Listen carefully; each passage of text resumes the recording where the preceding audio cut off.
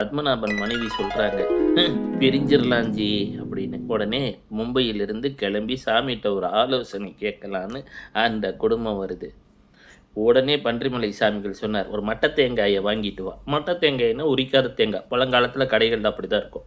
உரிக்க சொல்கிறார், அவரையே உரிக்க சொல்கிறார். நீங்களே உரிச்சிருங்க, அந்த தேங்காயை போட்டு உடைங்க அப்படின்றார். அவங்க உடைக்கிறாங்க. உடைச்சோடனே 2 பகுதியாகுது.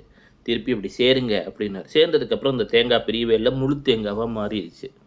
ஆச்சரியத்துடன் பார்க்கிறார். உடனே அவர் சொல்கிறார், முருகப்பெருமான் சொல்வது எல்லாரும் ஒரு குடும்பமாக வாழணும், இந்த இல்லறம் என்ற அமைப்பு இருக்கணும். நம்ம இப்போல்லாம் போனோம்னா பாதி குடும்பத்தில் சண்டை சச்சரவு தான். நாமி அதெல்லாம் கூடாதுன்றார். உடனே ஒரு நாத்திகர், என்னங்க குடும்பன்ற அமைப்பு இருக்கணுன்றீங்க, அற்புதமெல்லாம் காட்டி பிரிஞ்ச குடும்பத்தை சேர்க்குறீங்களா, உங்களை நம்ப முடியாது அப்படின்னார். உடனே சுவாமிகள் சொல்கிறார், அவ்வாறு இருப்பேன். உங்கள் இல்லத்திலே ஒரு பேப்பர் பக்கத்தில் கொஞ்சோண்டு குங்குமம் அது இதெல்லாம் வச்சுருங்க, முருகனை மனசார வணங்குங்க, நீங்களே பூட்டி வச்சுருங்கன்னார். ஒரு சில நாட்கள் பிறகு எடுத்து பார்க்குறார். அந்த பேப்பரில் ஒரு முருகனுடைய 2 பாதங்கள் சலங்கை சத்தம்.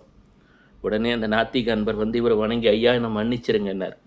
இனிமே குடும்பன்ற அமைப்புக்கு எதிராக பேசாதே, எல்லா குடும்பங்களும் இணைந்து நல்லறமாக வாழ வேண்டும், அதுவே முருகன் விருப்பம் என்கிறார்.